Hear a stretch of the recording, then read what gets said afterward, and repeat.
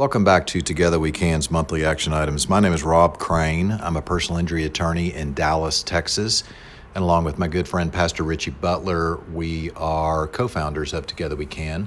This month, June, we again highlight and recognize and celebrate Juneteenth. June 19th, 1865, General Gordon Granger arrived in Galveston, Texas, and proclaimed the freedom of all enslaved persons. Obviously, just following the surrender of the Confederacy by Lee at Appomattox. Unfortunately, a couple of months past the death and assassination of President Lincoln, it brought in a new era in America. This was a moment of pronouncement for many enslaved Americans who had not yet been advised of the Emancipation Proclamation, which had occurred on January 1, 1863. And so this starts a era in our country where we now have a union and we now have slavery that is announced as being eradicated over in our country. And in this time, Reconstruction begins. In this time, the passage of the 13th Amendment, which is what legally and constitutionally abolished slavery in all states. There were a couple of border states which still legally had not had slavery addressed. But this is really when America takes major steps forward in its era of freedom and trying to move closer to a country where all men and women are treated equally. And it provides for us a lot of history lessons. We're going to go back and look at the Emancipation Proclamation by President Lincoln, which of course is the precursor to Juneteenth. And many of us are learning really for the first time what President Lincoln was attempting to accomplish with the Emancipation Proclamation. He made the announcement in 1862 that he would be signing the Emancipation Proclamation on January 1 of 1863.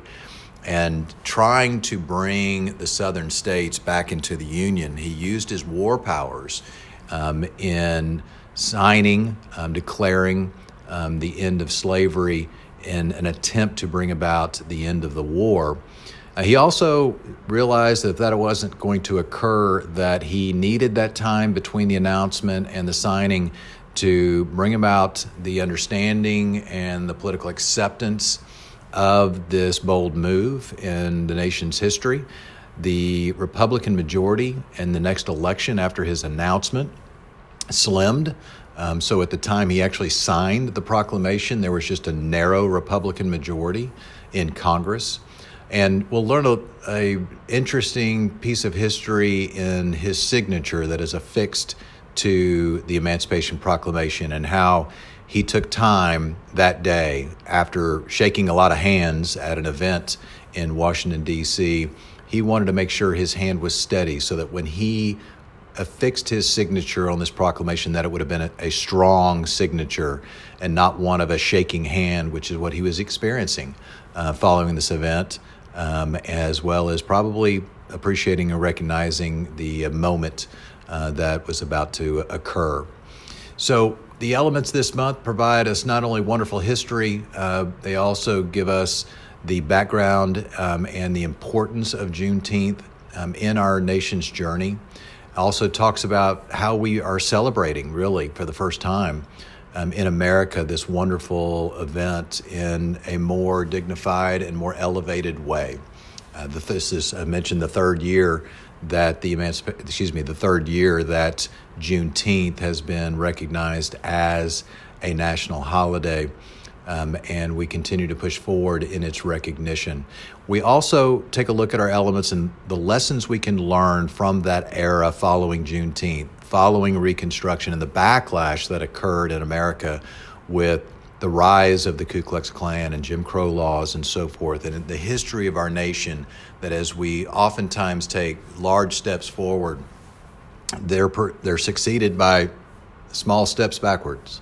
And that's been our history in this country. And we're seeing a little of that in our country's history now, following the death of George Floyd, where so many corporations and communities really embraced and understood the value of diversity and equity and inclusion, and the journey and the moment that we were in as a nation and moving our country so many steps forward. We're starting to see those steps back where there is pushback on understanding and appreciation of African American history in this country.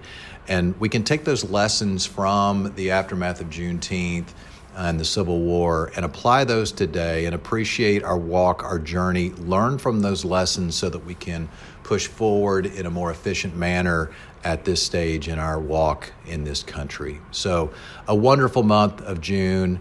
It is fitting that we have this announcement, this proclamation, this celebration of freedom in June as we then step into the first week of July, where we revisit that Declaration of Independence and Dr. King's subsequent support of the Declaration, and how it is our promissory note to all Americans that we are all created equally and we should all be treated equally.